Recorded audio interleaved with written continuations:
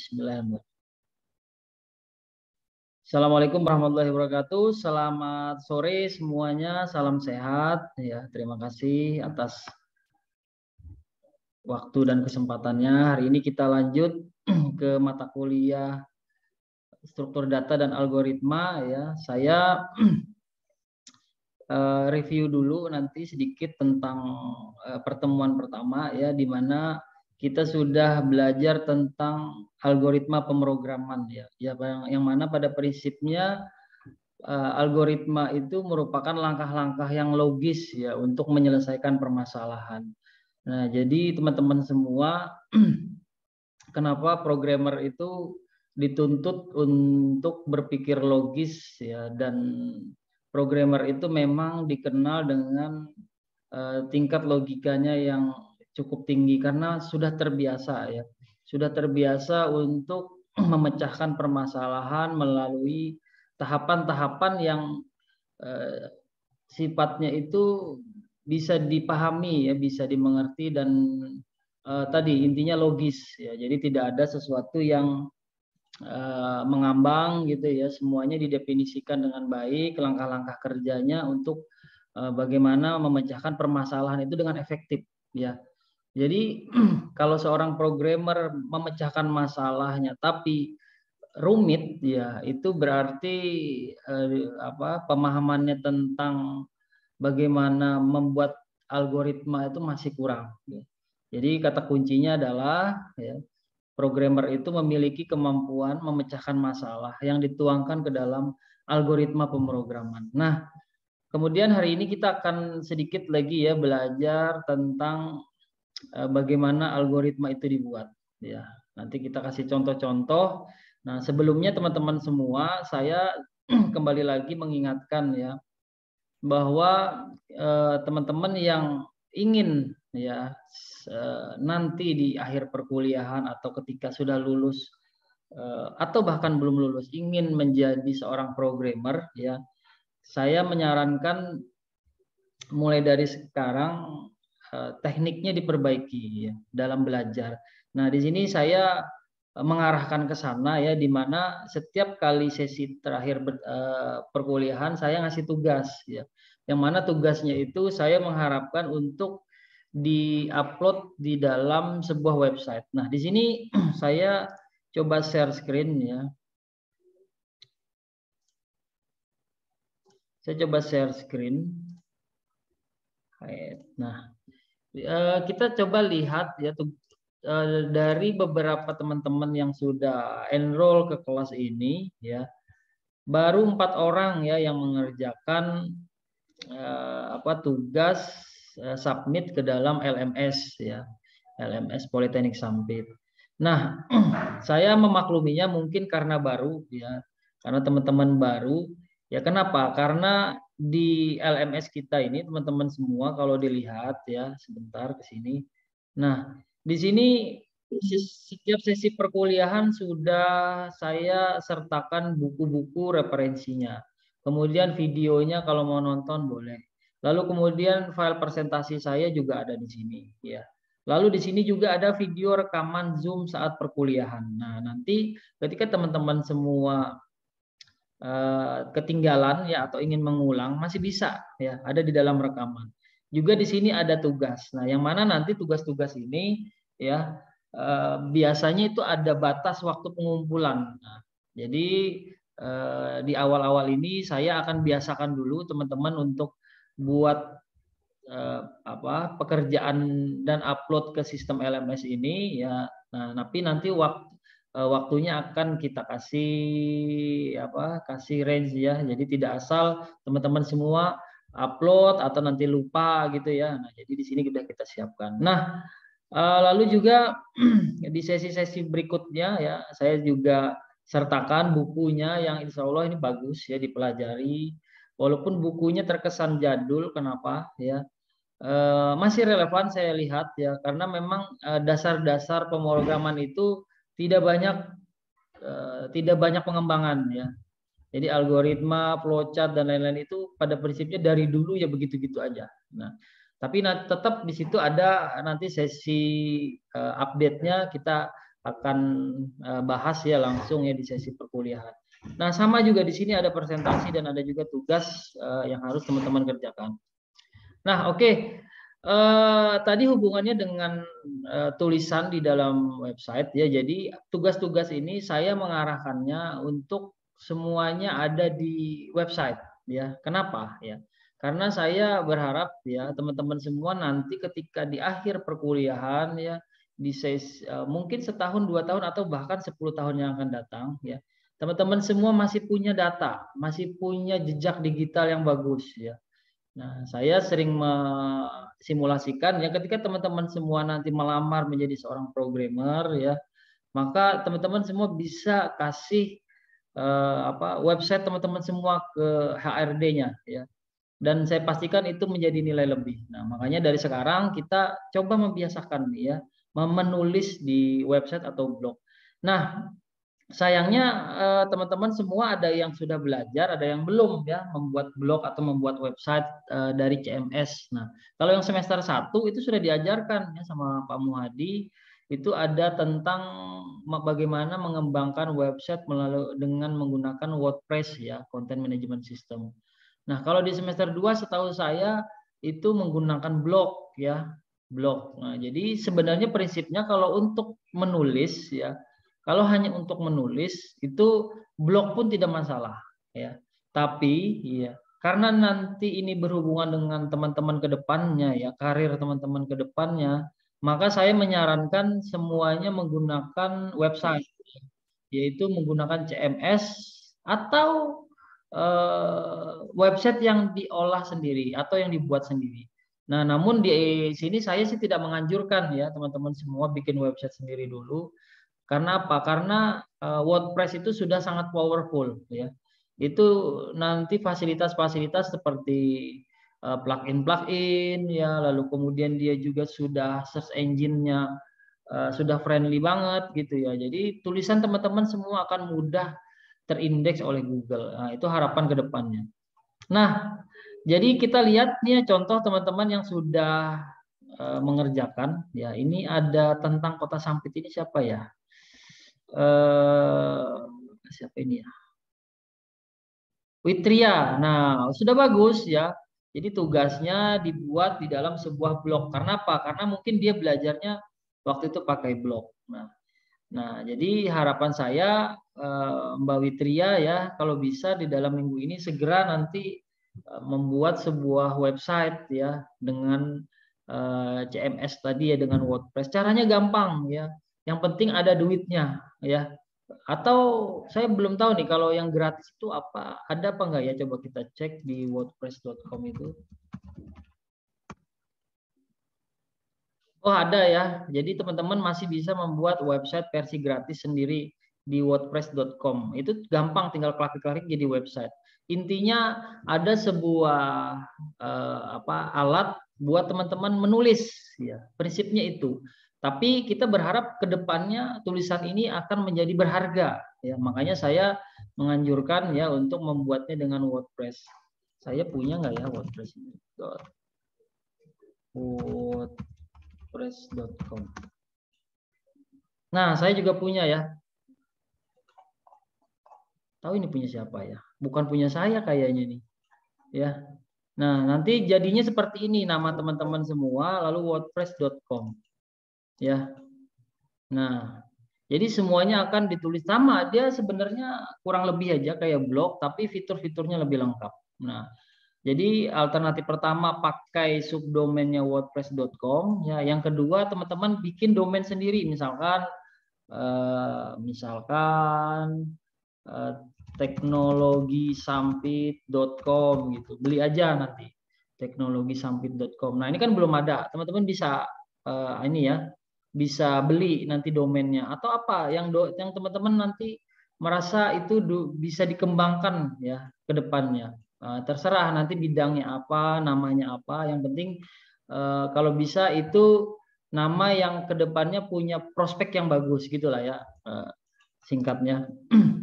Nah, lalu kemudian ini juga sama Rere ya. Kalau Rere ini malah dia tidak di blog sepertinya. Ini semacam web 2.0 ya, 2.0. Jadi apakah ini dia buat sendiri source code-nya ya, kalau kita coba lihat.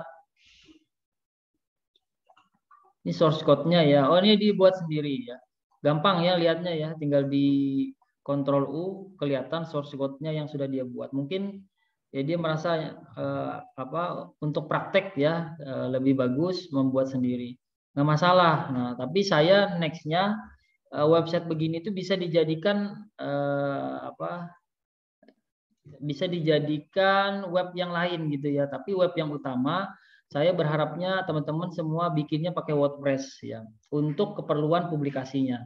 Tapi kalau untuk keperluan belajar nggak apa-apa nih, kayak Mbak Rere ini boleh ya di hosting dimanapun aja. Nih, jadi dia punya website, punya source code, di hosting ke github.io ini.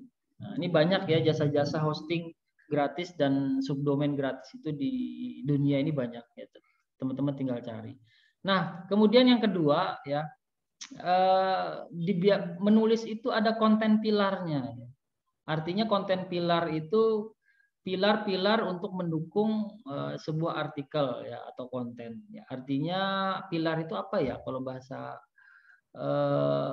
pondasi-pondasinya ya.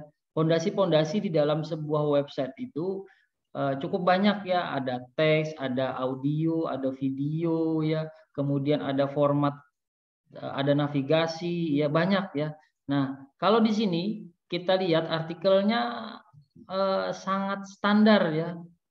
Bahkan di sini tidak ada bullet, numbering ya, foto-foto ya, video ya, ataupun link referensi ke halaman-halaman yang lain. Nah, kita coba lihat website yang bagus ya. Misalkan ini. Nah, jadi artikelnya jelas di sini ya, judulnya. Nah, kenapa ketika saya ketik di Google ya, ketika saya buka Google, misalkan saya mau mencari SEO teknik 2022 ya, saya mau belajar tentang search engine optimization yang terbaru nih, algoritma Google apa sih yang dipakai, saya enter, maka blog yang muncul tadi salah satunya blog dia itu tadi ya, mana dia ini. Nah, ya, dia ada di urutan ketiga di halaman pertama. Kenapa dia ada di urutan ketiga halaman pertama? Karena konten pilarnya bagus. Ya, ada video, ya, ada gambar, kemudian ada sub-sub tema ya, ini ada judulnya, ada subnya, ya, ada. Nah, setiap sub ada penjelasannya. Lalu juga ada link, ya, ini link ke artikel yang lain atau link ke eksternal ya, atau ke website yang dari luar boleh. Nah, karena ini menjadi sesuatu yang menarik bagi Google ya kalau memang konten ini bagus. Nah, terus juga kontennya juga agak panjang nih, sekitar 300 sampai 1000 kata lah ya minimal untuk sebuah konten yang dianggap berkualitas ya. Nah, gitu ya. Karena Google sangat suka sekali dengan artikel yang berkualitas ya, artikel yang bagus dan memberikan banyak edukasi kepada orang yang membaca. Nah, kalau cuman sedikit kan sayang ya. Nah, sangat sedikit sekali isinya. Ini pun kalau kita cek ya plagiarismenya, mungkin bisa terdetek plagiat gitu berapa persennya. Itu nanti ilmunya kan sudah dipelajari teman-teman semua di digital marketing ya. Intinya tadi saya menghimbau ya, tugas-tugas tulisan ini dibagus-bagusin ya. Diseriusin bikinnya karena ini merupakan aset buat teman-teman semua ke depannya. Baik, kembali ke materi, saya coba buka slide-nya.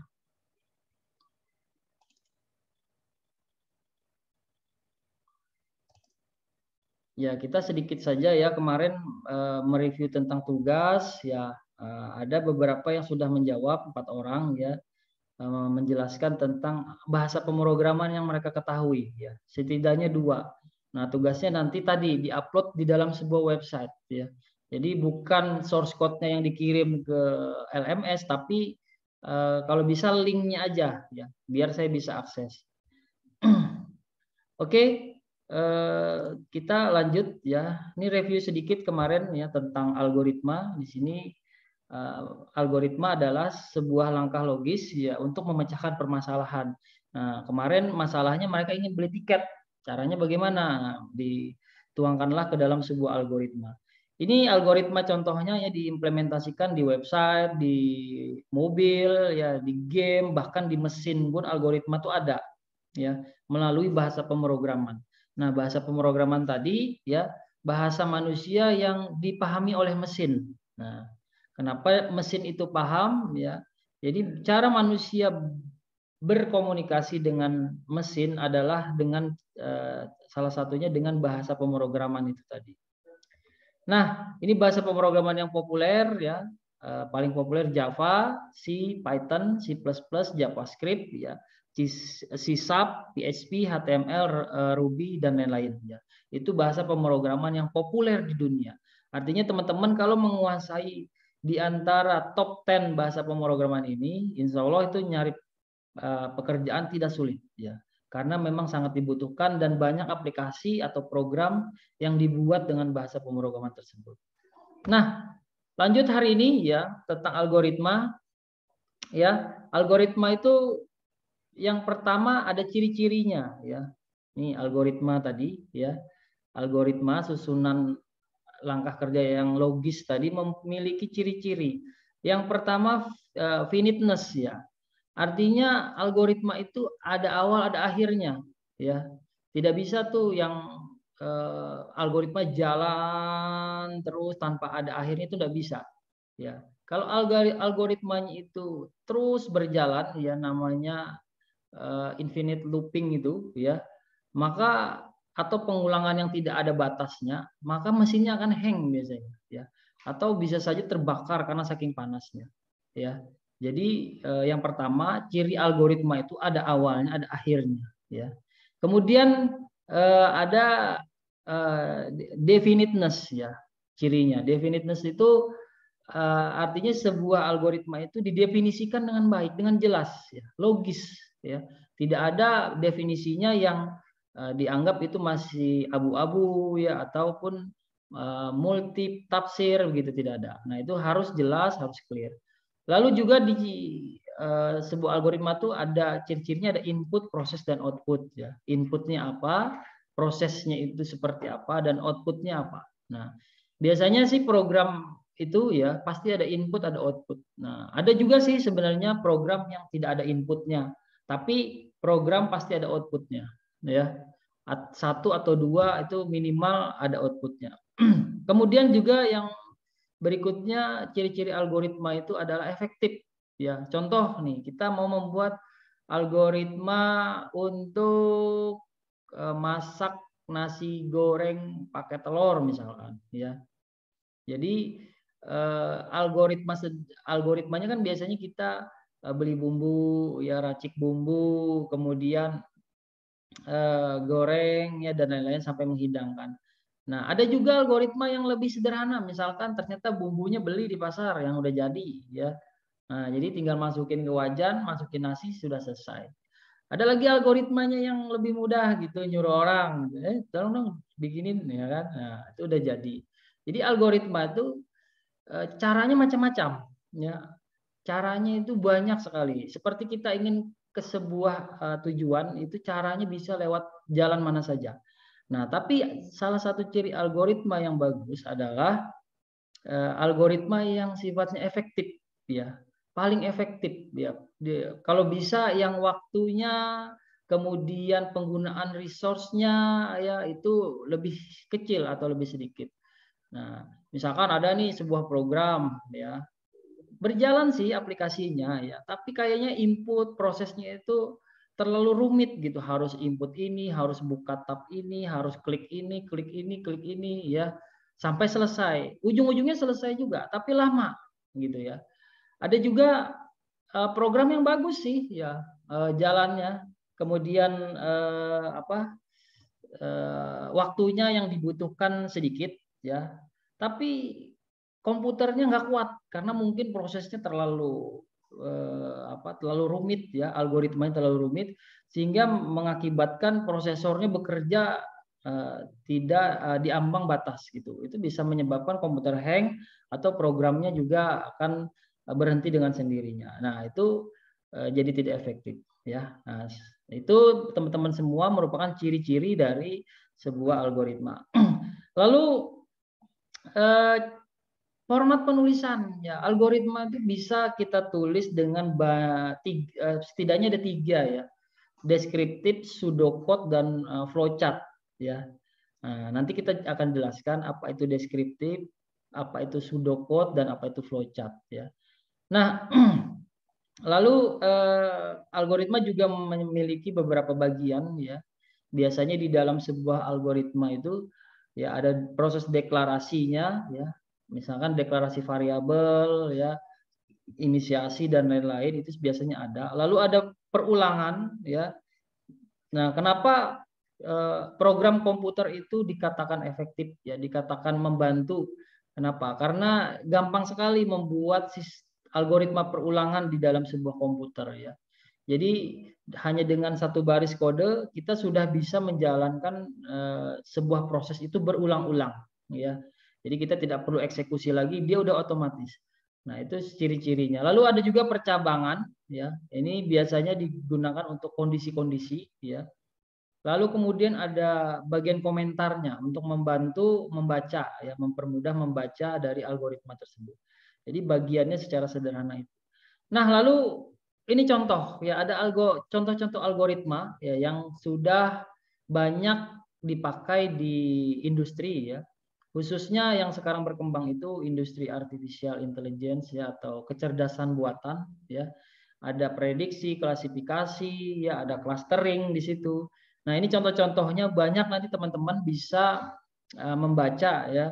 Apa saja sih contoh algoritmanya? Misalkan di sini ada, saya kasih contoh C45, K-means, fuzzy, naive Bayes ya, regresi linier, by request. Nah, ada juga algoritma yang by request ya. Misalkan tadi bikinin kopi dong. Nah, itu by request ya. Nah, tapi ada juga algoritma yang sudah ada konsep matematikanya. Nah, itu sudah baku biasanya. Ya, seperti C45, K-means ya, algoritma-algoritma umum yang biasa dipakai itu biasanya sudah ada perhitungan matematikanya. Regresi linier ya. Misalkan nih misalkan teman-teman pernah melihat nggak di setiap misalkan Tokopedia gitu ya. Itu Bukalapak ya, Shopee, kok kayaknya barang-barang yang dipromosikan itu barang-barang yang kita senengin gitu loh. Nah, di situ sebenarnya sudah dipasang algoritmanya ya. Boleh itu algoritmanya nanti tentang prediksi atau klasifikasi ya, ataupun di clustering ya. Itu banyak nanti contoh-contoh algoritmanya. Atau mungkin teman-teman pernah merasakan ketika belanja di Indomaret ya atau Alfamart, kok kayaknya menyusun barang itu ya, mereka ketika kita ingin membeli sesuatu, kok di sebelahnya juga kita ingin beli gitu loh. Nah, kenapa? Karena dia sudah pakai algoritma. Namanya kalau nggak salah market basket analysis ya. Jadi di situ algoritmanya mengatur ya, ketika kita mendisplay barang itu ya cocoknya di sebelahnya apa gitu. Itu ada algoritmanya. Nah, oke, itu contoh-contoh algoritma ya. Nanti teman-teman bisa pelajari, banyak sekali algoritma yang bisa bisa dibuat ya. Salah satunya nanti kita akan membuat algoritma sebuah sistem informasi yang teman-teman semua akan kerjakan di mata kuliah yang lain ya, di sistem basis data. Sampai sini saya lihat dulu nih mahasiswanya sudah ada 10 orang. Oke. Saya nanya dulu nih ya. Siapa yang mau saya tanya nih? Bentar. Saya escape dulu.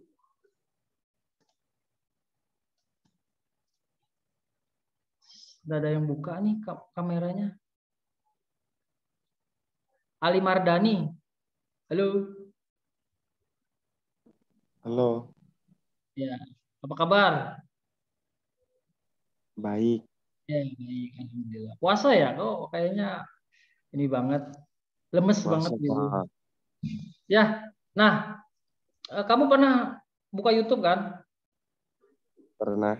Nah, sadar nggak bahwa di YouTube itu kok rekomendasi filmnya atau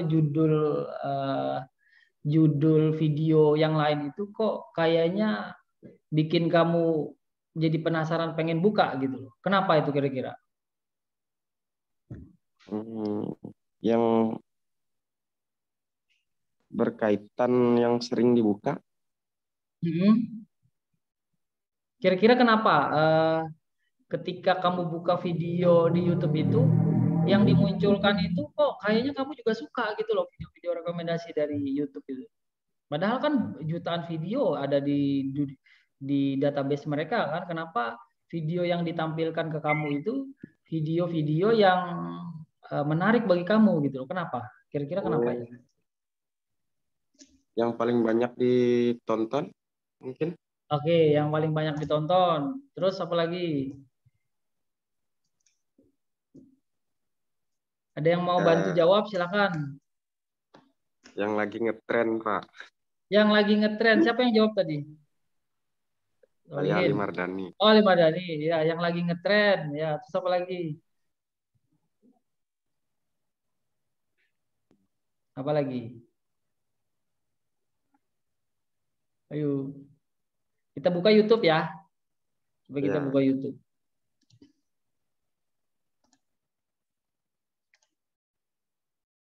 Nah, YouTube misalkan kita buka lagu Noah. Ya, kita setel lagu Noah. Klik.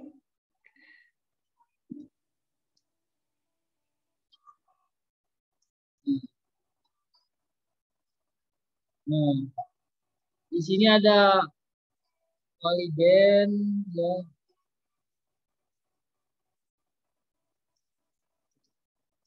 Ya, di sini ada Wali, terus kemudian ada apa nih, Mikelens, Denny Caknan, ya, Bondan Prakoso, Ari Ngaso. Nah, kenapa ini? Ya, apakah ini hit? Enggak juga sih. Hit ya? Ini ada yang 23.000 malahan, ada yang 11 juta. Enggak menentu. Yang sering didengari orang tuh, Pak. Yang sering didengarkan orang ya tadi yang paling populer. Sama berarti jawaban. Kenapa yuk? Ya, itu makanya nanti di setiap platform itu ada algoritmanya. Di YouTube ada algoritmanya. Di Instagram ada algoritmanya. Di Google pasti ada algoritmanya. Nah, saya ambil contoh di YouTube tadi ya. Bisa saja itu video yang direkomendasikan itu yang paling banyak ditonton itu bisa ya. Atau mungkin video yang lagi tren ya. Lagi tren, lagi banyak-banyaknya orang menonton di dalam jangka waktu tertentu itu bisa juga. Atau bisa juga gini, YouTube itu mencatat siapa usernya ya. Misalkan nih, saya usia berapa ya, dari kota mana. Nah, nanti itu akan dikumpulkanlah database itu ya. Saya akan direkomendasikan video-video ya yang mana video itu juga disukai atau sering ditonton oleh orang seusia saya atau orang yang tempat tinggalnya di area saya, gitu ya. Itu salah satu algoritmanya. Atau juga mungkin apa lagi ya? Tadi dari usia ya, kemudian dari tempat ya. Atau dia juga ada algoritma begini, misalkan seusia saya atau saya ini ya, ketika mengunjungi dia mencatat histori saya ya. Saya ini senangnya apa sih ya. Oh, ternyata kalau dilihat dari tadi ada video Jawa, ada video Barat ya, ada band ya, Ari Lasso gitu ya. Kenapa dia menampilkan itu? Karena selama ini memang genre-genre itu yang saya suka gitu. Jadi genre-genrenya itu dicatat sama dia, direkam dalam memorinya dia. Ketika saya buka YouTube, maka dia akan menampilkan genre-genre atau video-video yang tadi sesuai dengan genre yang saya sering buka, gitu ya. Nah, algoritma itu terus berkembang, ya. terus berkembang seiring perjalanan, maka algoritma itu akan terus membaik, ya.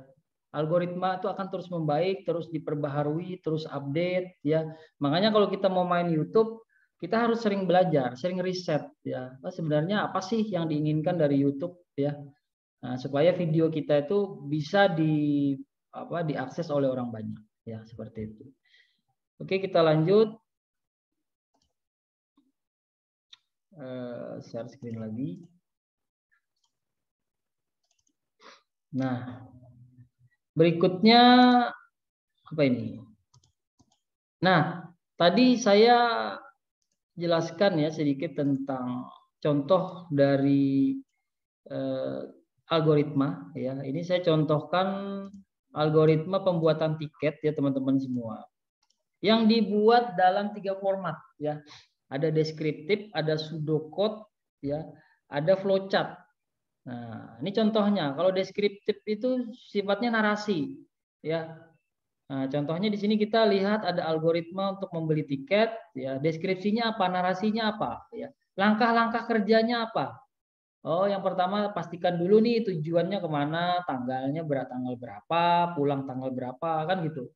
Lalu ambil duit di ATM. Sama seperti pertemuan di awal, ya. Ini beli tiket dulu, koreksi. Ini namanya algoritma yang sifatnya deskriptif, ya. Jadi dijelaskan dalam bentuk narasi, dalam kata-kata. Nah, lalu kemudian yang kedua adalah pseudocode, ya. Ini merupakan algoritma yang biasa dipakai, ya, untuk membuat sebuah alur, ya, pemrograman, ya, sebelum masuk ke dalam pembuatan aplikasi, ya. Jadi pseudocode ini kalau secara bahasanya itu kan merupakan kode-kode tiruan gitu loh. Nah, jadi kode-kode tiruan yang gampang dipahami oleh manusia. Nah, contohnya seperti ini, ya. Declare, ya, mendeklarasikan sebuah variabel, lalu ada kondisi, ya. If HP, ya, maka M-banking. Kalau bukan, maka dia tarik tunai. Ya, ini kan kalau dijelaskan secara deskriptif akan lebih panjang, ya. Nah, makanya dibuat dengan pseudocode supaya dia lebih simpel tapi mudah dipahami oleh programmer, ya, seperti itu. Nah, dan seterusnya. Nah, tapi ada juga algoritma yang dibuat yang umum, ya, digunakan menggunakan flowchart, ya, teman-teman semua. Ini yang namanya flowchart ini merupakan barang wajib nih, ya, bagi teman-teman untuk paham, ya, apa sih simbol-simbol flowchart itu, ya. Secara sederhana nanti kita bisa ambil, ya, beberapa bagian di flowchart ini yang sering dipakai, ya. Ya, misalkan di sini tadi ada tombol start, ya, atau mulai. Nah, lalu ada deklarasi, ada input, ya, ada kondisi dan ada proses. Nah, ini kalau orang IT, ya, harus paham nih, ya, teman-teman semua tentang flowchart, ya.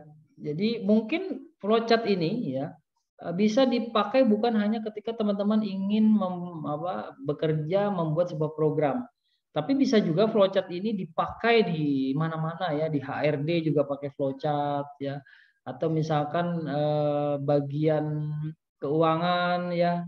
Intinya flowchart ini menggambarkan proses-prosesnya yang mudah dipahami.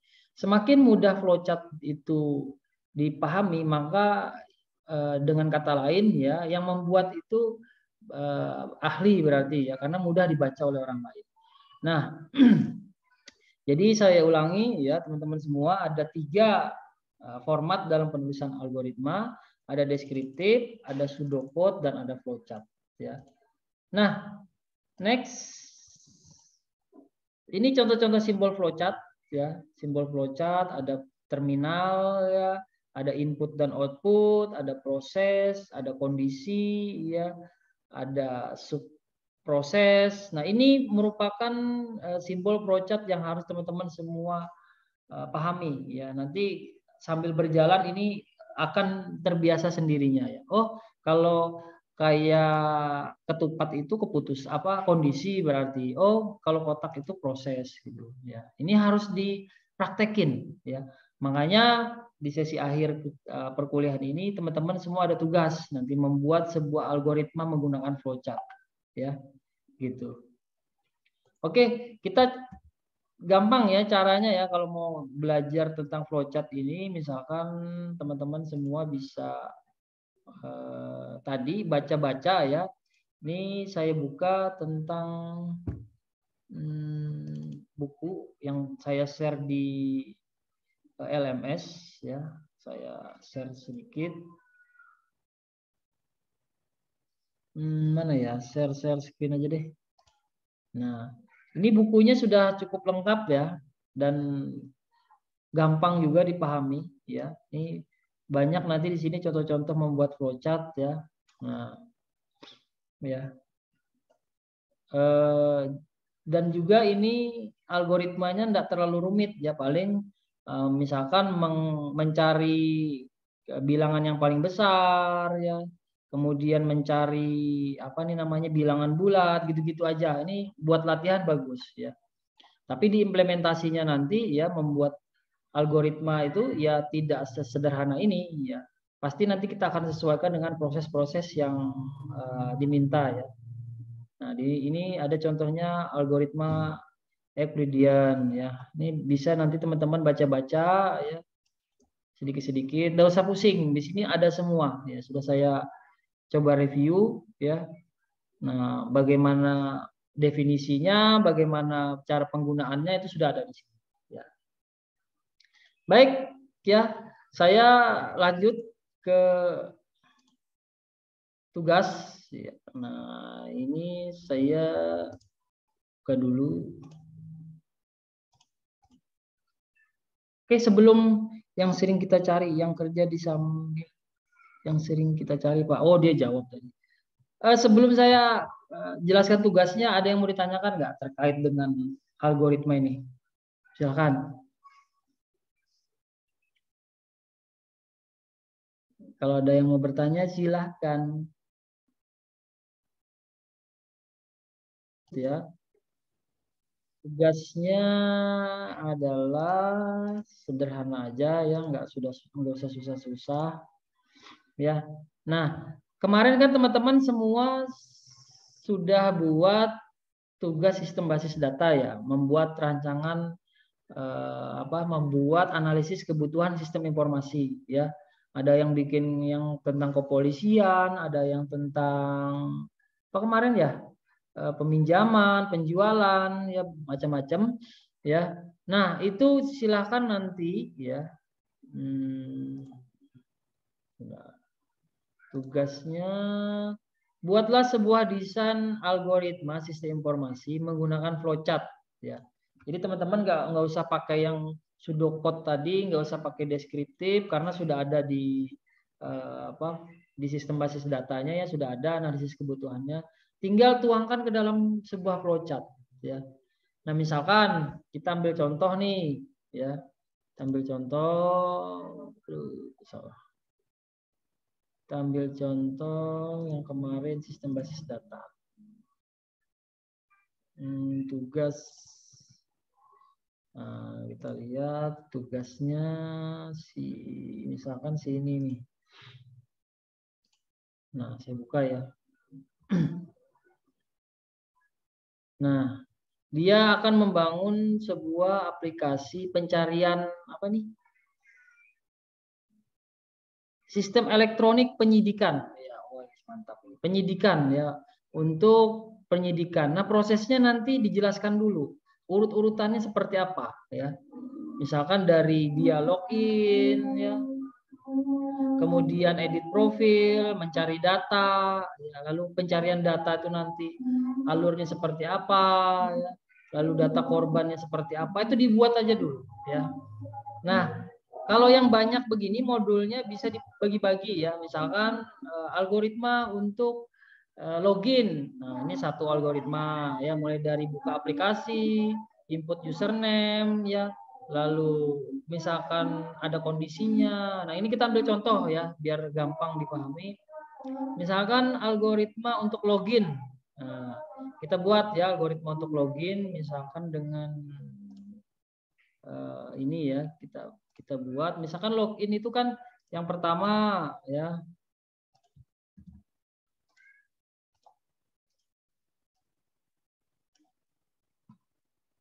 Yang pertama kan dia start dulu ya. Lalu kemudian apa? Input username ya, atau buka aplikasinya dulu dong ya. Nah, lalu apalagi setelah aplikasinya terbuka, input username, password ya. Apalagi ini algoritma flowchart login ya.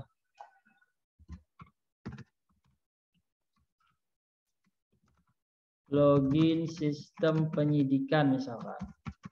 Nah.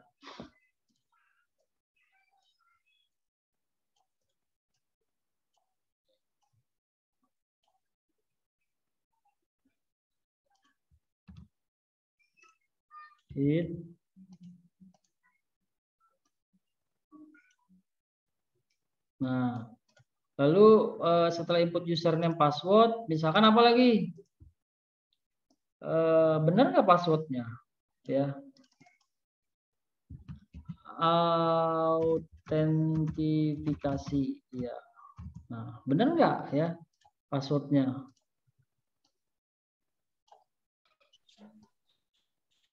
Nah, jika benar,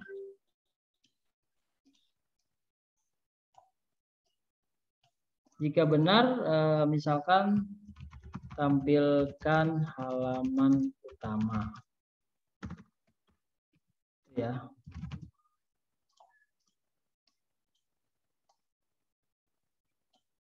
Jika salah, misalkan jika salah, tampilkan pesan error misalkan.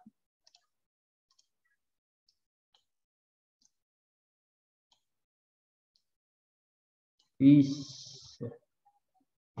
Kita lihat dulu ini. Itu ya. Nah, tadi ya ciri-cirinya sebuah flowchart ya, sebuah algoritma harus ada awal dan harus ada akhir ya. Misalkan ininya N. Nah, begitu. Nah, ini gimana nih? Sendirian begini nggak boleh ya, harus ada ujungnya juga. Nah, kalau misalkan kita balikin lagi nih, dia ke formulir yang ini ya sebelumnya. Nah, gitu ya. Jadi flowchart itu pasti ada jalan dia untuk berakhir ya, nggak boleh yang namanya proses itu tiba-tiba stuck di situ aja. Nah, kecuali dia sifatnya misalkan generate dokumen itu boleh ya. Mengeluarkan dokumen, ya mencetak dokumen itu kan selesai sudah. Nah, itu boleh nanti dia tidak ada kelanjutannya. Tapi kalau namanya proses, dia harus jelas nih proses setelah ini prosesnya apa. Atau paling tidak nanti gambarnya jadi ke sini ya. Nah, ke N misalkan bisa juga. Oke, itu saja ya tugasnya. Ada lagi yang mau ditanyakan?